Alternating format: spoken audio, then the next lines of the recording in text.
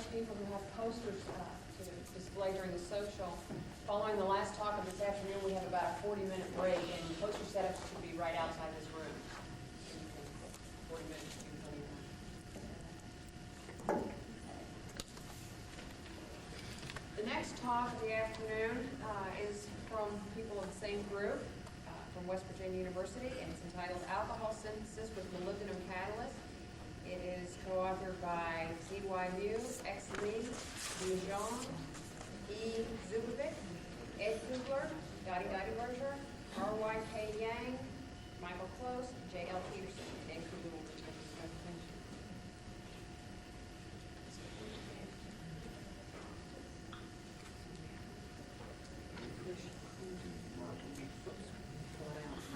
Turn on. All right. Okay, thank you.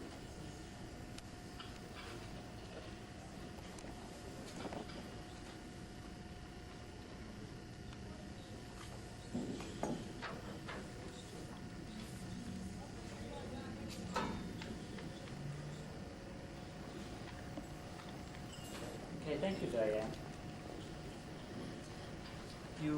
You did a fine job with the names of all of the people involved with the work. I had actually submitted 2 abstracts to Barbara, and the one that I had intended to be in the program was on supported molybdenum catalysts, and that's what I was going to concentrate on today. The reason for that, of course, is that Mike was talking about unsupported materials immediately prior to this.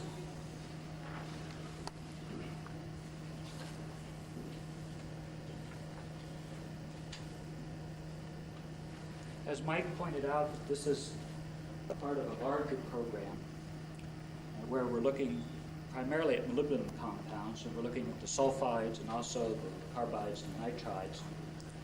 And today I wanted to focus on our sulfide catalyst program. And it has 5 different phases. Of course, the first one is catalyst preparation and characterization. And you heard a lot about that in the prior talk. Also within characterization, we want to try to titrate the active sites. And in 1980, Sam Towster published a paper saying that the active sites on Moly HDS catalysts could be titrated with oxygen. And we found that the situation is a little bit more complicated than we had initially expected. And we have a poster on that this evening that Eric Zubovic will be talking about that work. I was thinking about Sam Towster when Gary was up before, that when Steve introduced Gary, he failed to say that Gary was a student of Sam's, and that Sam introduced SMSI about 1978, and then had the good sense to move on to other areas while everyone else pursued SMSI. And Sam passed through this area for about a year and put his touch onto HDS catalysis, and then he moved on with platinum on PTKL, which became a next big hot area, and I understand that that's currently going to commercialization. And then I read in the paper the other day that Sam then left and went on to Engelhard and got into the pollution control game. And last week, Engelhard stock jumped 10 points in one day based on an announcement they had made on pollution control catalysts. So I have a feeling that Sam has struck once again. So anyway, we're looking at this characterization. What I am going to talk about in my part of the talk is the catalyst testing procedure that we use. I'm going to talk about initial screening studies that we've done with the supported molybdenum catalysts.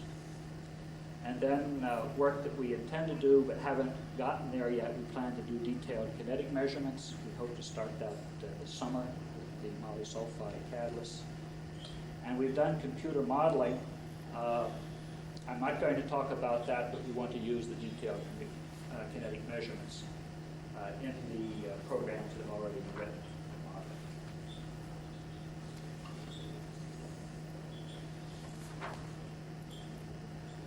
Now, first, with regard to units, what we wanted when we got going here was to build some units in the university that would be basically safe for students to operate. And we thought that what we needed, since we're working with H2S and CO, is that we really had to introduce automatic safety features, and in order to do this, we needed to bring in computer control. Now, computer control is old hat in industry. I'm sure all of the pilot units at Carbide are under computer control and at Ashland and so forth. But this is something that we commonly find at WVU. So we wanted to bring computer control for our safety features, for our flows and temperatures. We wanted to be able to operate these as either plug flow or CSTR, particularly Birdie, reactor mode. We wanted to do online product analysis. We decided that 4 gas feeds would be appropriate so that we could test the effect of methanol and other alcohols on product distribution. We felt that we needed a liquid feed. We're running reactor pressure ranges of 0 to 1,500 pounds and temperature ranges from room temperature up to a maximum of about 500 C.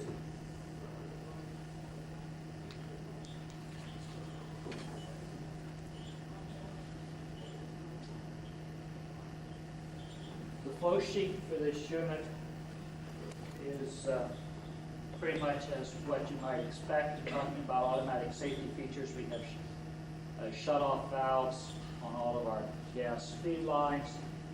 We control flows with mass flow controllers, control the pressure on the inlet and the outlet side. The gases then come in and are mixed. So we have hydrogen, CO. We have a third stream that could be used for various flows. It says nitrogen here, but we're not using the third stream at all at this point. And the fourth stream is a hydrogen H2S mix. It's primarily used for pretreatment. The flows are mixed. We go on to a reactor. We show a plug flow reactor. We could change the reactor configuration easily. A liquid flow comes in, can be introduced at this point as well. This is a plug flow reactor. Large reactor, large preheat zone. Immediately below the reactor, we have a sampling valve. For product analysis, we bring our carrier gas in for the gas chromatograph to the sampling valve. The sampling valve runs at pressure. So this is typically in the 750 to 1,000 pound range where we take our sample. The sample then goes immediately on to the gas chromatograph where we do our analysis. We have a gas liquid separator below the sampling valve, back pressure regulator to control pressure in the reactor, and then a H2S scrubber, and then it goes on. Then. As I mentioned, everything is under computer control, so we have commercial software for controlling the apparatus, for bringing the safety features in, and we run the gas chromatograph off of the same computer.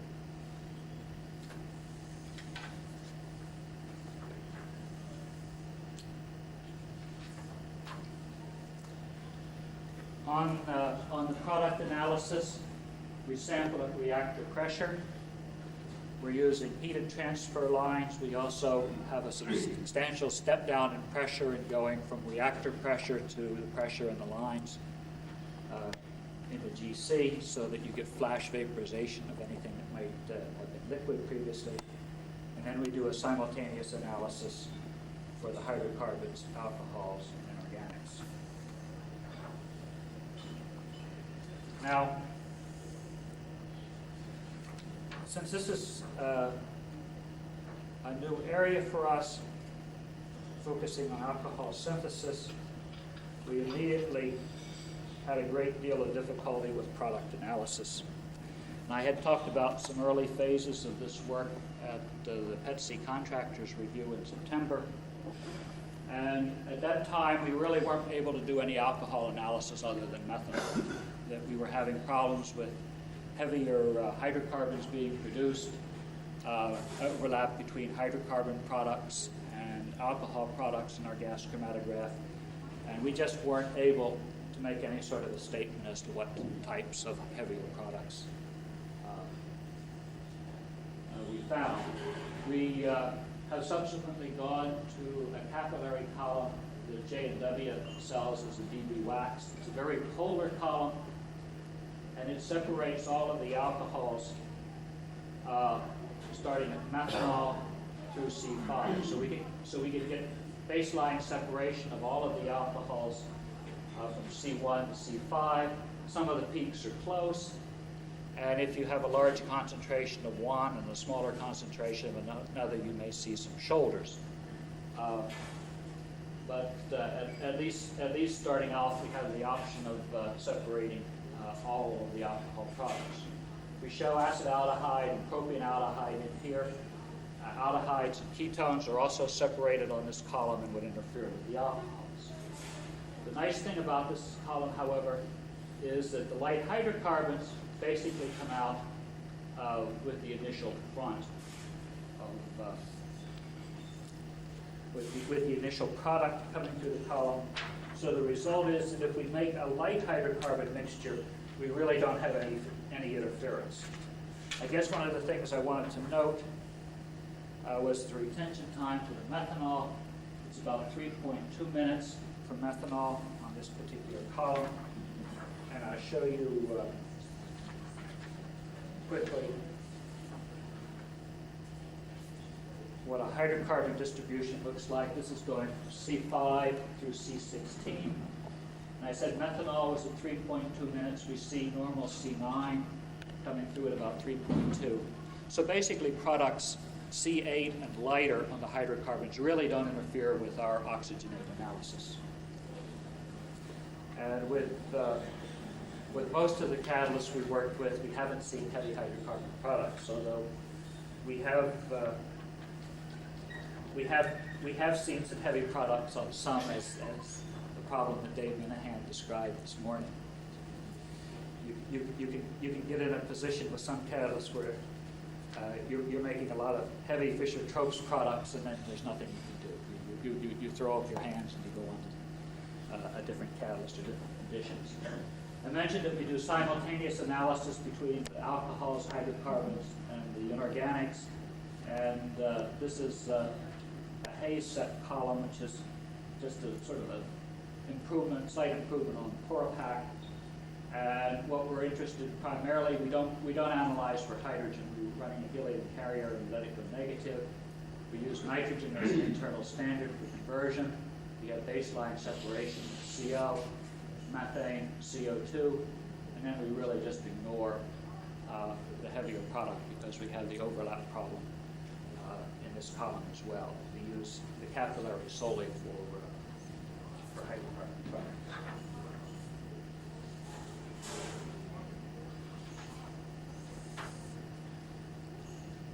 Now, the screening procedure that we've been using for our sulfides is that the first thing we do, of course, is the pre-treated catalyst. We've been sulfiding the sulfide materials, whether they're starting off as sulfides or whether it's a molybdenum compound on carbon support. We do initial sulfiding at 400 centigrade.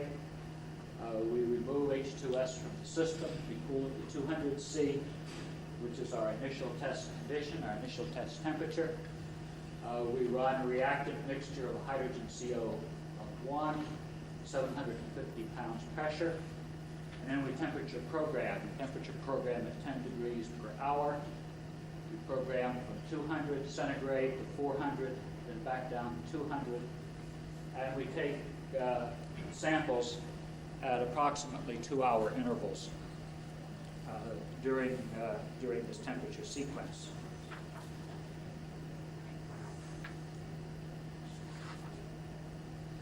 The advantage with the computer control is, of course, that it runs around the clock. This is a 40-hour testing sequence. And Mike mentioned this morning that if we don't introduce alkali, we see primarily hydrocarbons. This is a moly carbon catalyst run at 750 pounds the way we do our sequence, I mentioned we start at 200, we temperature program up to 400, then we drop the temperature back down to 200.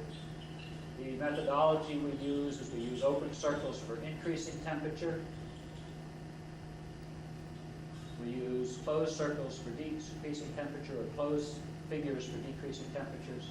We're using circles for hydrocarbons and diamonds for oxygenates. And moly on carbon without potassium present is not a good oxygenate producing catalyst. If we look at our rate of oxygenate production, we're sitting down here very close to zero, all the way up and down the scale. You see that the hydrocarbons run up. We actually have a change in activity in dropping the temperature a little bit, and then come back down again.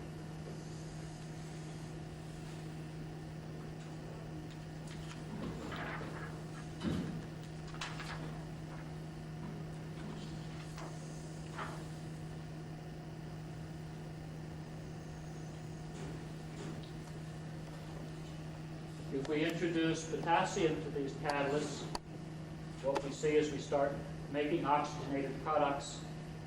The squares are oxygenates that are produced. So this is fairly complicated, especially from the back of the room. But starting at 200 degrees, we look at our oxygenate formation rate. On increasing temperature, we go to a maximum. With this catalyst at about 100 grams per hour per kilogram.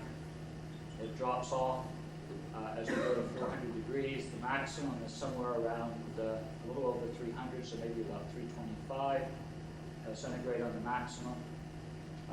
We look at the hydrocarbon formation rate. It's initially lower than the oxygenate formation rate, and then as we go to high temperatures, becomes dominant. On decreasing the temperature, the hydrocarbon rate is lower. The oxygenate formation rate becomes higher, and we finally get something close to convergence as we drop down to the temperatures. So we've been looking at total hydrocarbon formation rate, total oxygenate formation rate, and since our interests are in higher alcohols, we plot higher alcohols separately. On these catalysts, they're linear, or predominantly linear alcohols. We see products up to C6 or C7 typically, but the majority of the higher alcohols are C2s and C3s. We don't routinely do an Anderson-Schultz Flurry analysis. The distribution is similar to what we would expect for an Anderson-Schultz Flurry. We don't see anything like Dave described, where he has particularly high concentrations of C4 alcohol. What we typically see with promoted moly catalysts, and I'm not sure how many catalysts we've looked at now, probably 50 different moly-containing catalysts. For moly potassium, we see changes in activity that are preparation dependent. We typically see this maximum somewhere around 325 centigrade. And you may recall that when Mike was talking about product distributions a few minutes ago, he was doing comparisons at 327C. So this would have been very close to the rate of maximum alcohol formation with the moly, alkali-promoted moly catalysts. We also typically see with these catalysts, on the initial heat up, we have higher oxygenate formation rates on the initial heat up. It goes to a maximum.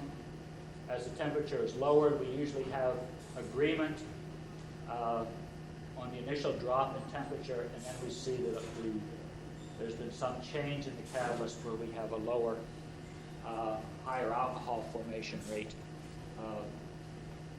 below where we have the break in the line.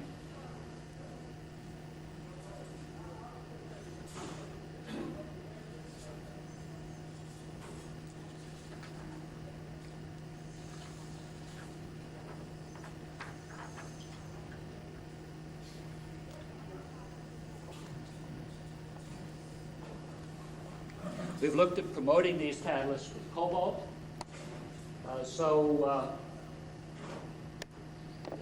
I'm showing here a distribution that's not too different from what we see with potassium-promoted moly.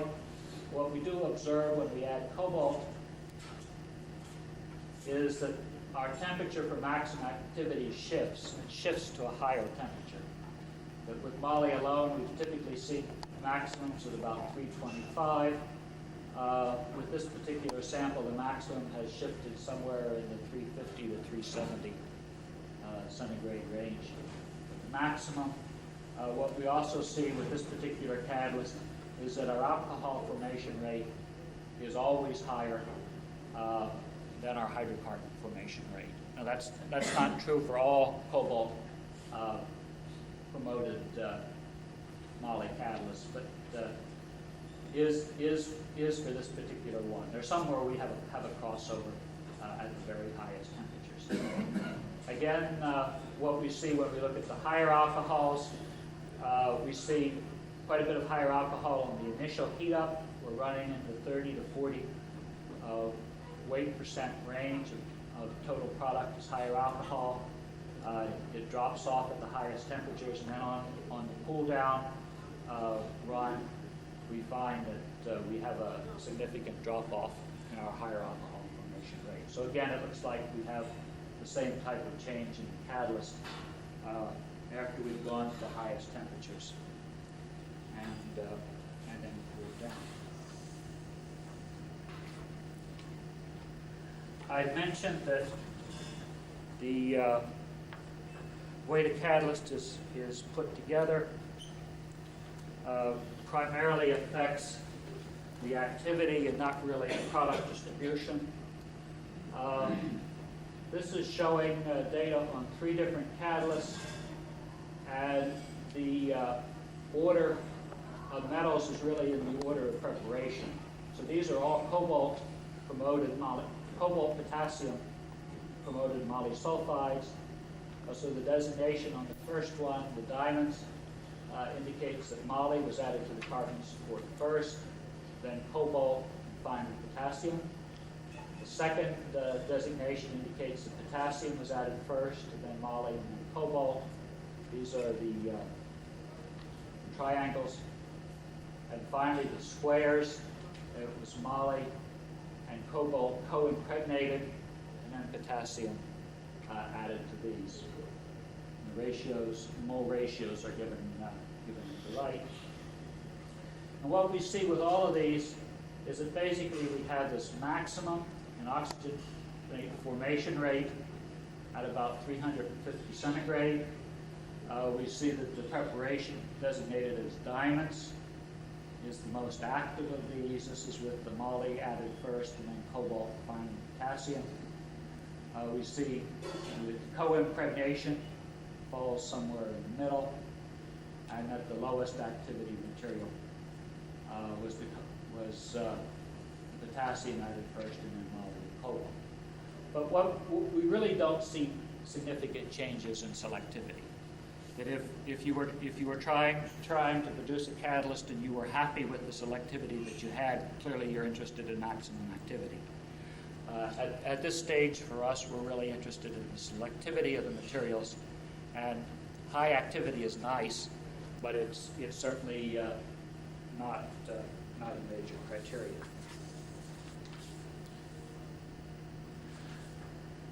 Showing you the similarities still further. This is with the same set of catalysts.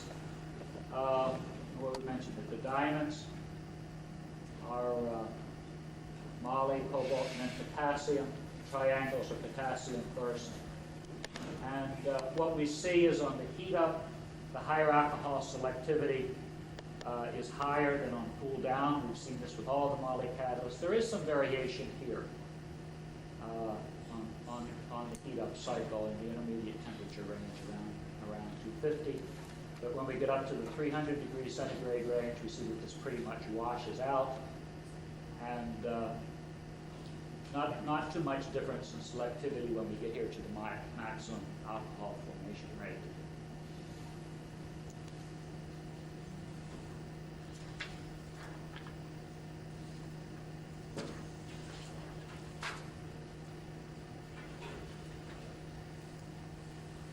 then lastly, we show total selectivity. This is CO2 products on a CO2-free basis. And I don't know what's going on here at the lowest temperature at 200.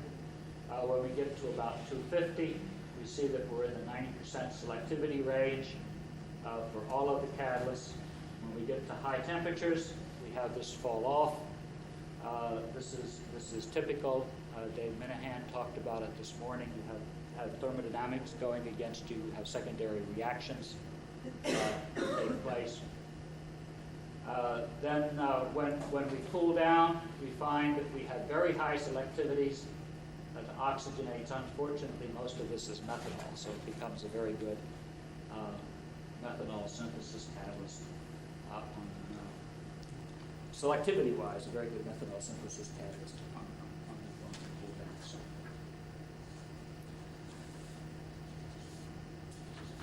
So this is, I'll skip a couple of things here that really aren't significantly different.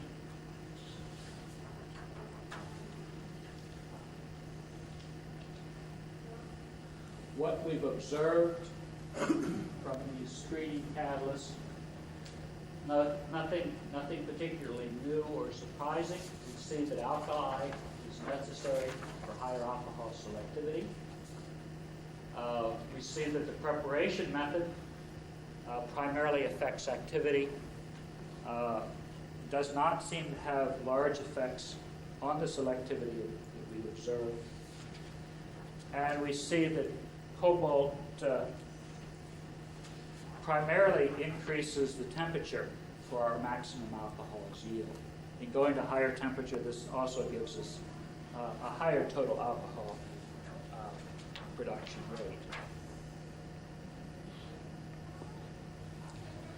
Our next steps in this program, since this is something that is ongoing and far from being finished, we want to titrate the active sites on our promoted moly catalysts.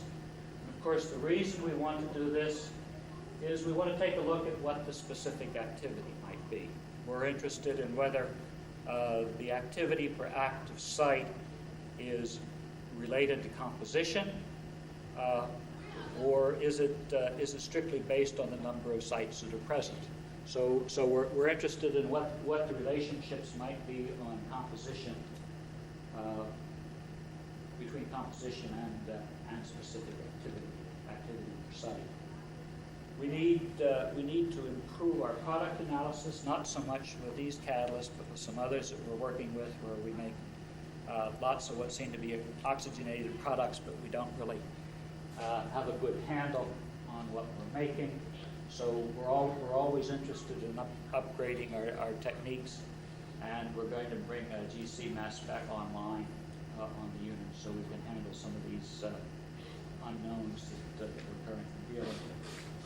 Our plans that also this summer are to study the kinetics and then to test our prior modeling results with the constants that we measure.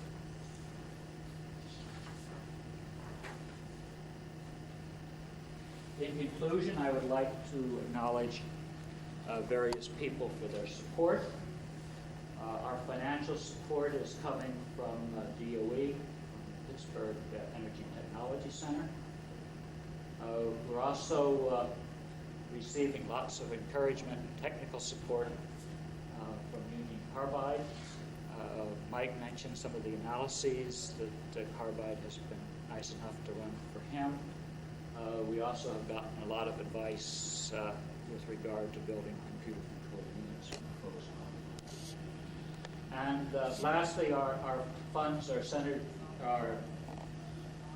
passed through our National Research Center for Coal and Energy, which is a facility on the campus. Thank you.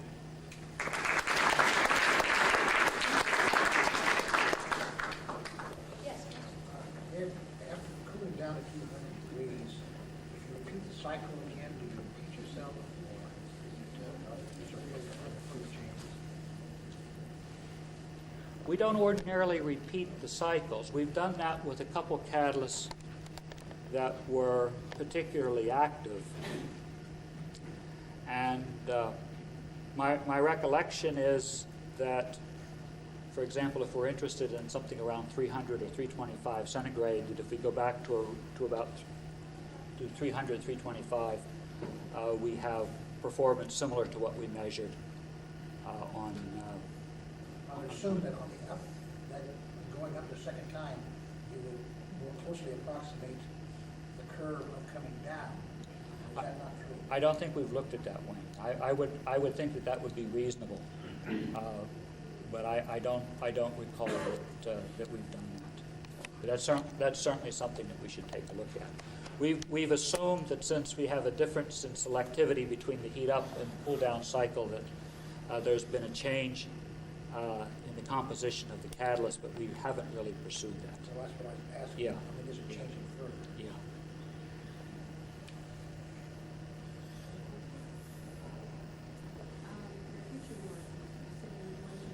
Poison some of the sites that threaten and perform your catalytic reaction? No, that wasn't quite what we had in mind. What we're really interested in doing is counting the number of active sites. And this has looked straightforward in looking at the literature, and with moly on alumina or cobalt moly on alumina, that seems to work fine. What we found in our lab was that if we have potassium on carbon, that we have a very large uptake from the potassium, which is a reduced on the carbon support. So that when we introduce alkali, which is needed for alcohol synthesis, we have our oxygen absorption numbers shoot up by a factor of 4 or 5. And we really don't believe that we're creating all of those moly sites. We think what we're doing is getting interference from the alkali, and we seem to be getting those problems under control at this point. So we're getting close to being able to count the sites, and then we want to take a look to see how our data compares to the data that's been reported on HDS, where the activity seems to be basically site-related. Do you think all of the active sites will be equally active? No, I don't expect that. That would be hard to accommodate. When you say potassium, it picks up oxygen. You don't mean it's being reduced to zero and reacting to oxide? Do you mean forming peroxide type? Or I don't want to take away tonight's poster. We're certainly not reducing all of the potassium to elemental potassium. We don't take up that much oxygen, but we do take up a significant amount. So it would be possible that, say, 15 or 20% could be reduced to elemental potassium. As far as the form of it, though, we haven't pursued that. Was these catalysts made by the vapor deposition? No, these particular catalysts were made simply by pore volume impregnation. So that we're working with a carbon support. It's preformed and sized to I think 12 to 20 mesh. We simply add the salts in aqueous solution. Any plans on doing the other? Oh, well, we routinely look at the other materials, and what we see with the vapor phase preparations of moly sulfide is that we get a similar performance envelope to what we see with the carbon support. We get our maximum in the same general temperature range. The products look fairly similar. There are differences in activity. The very fine powders that are produced in the vapor phase reactor are quite difficult to work with.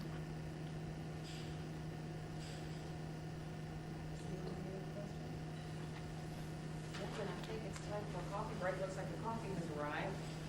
It'll be about 35 minutes, and we'll reconvene at about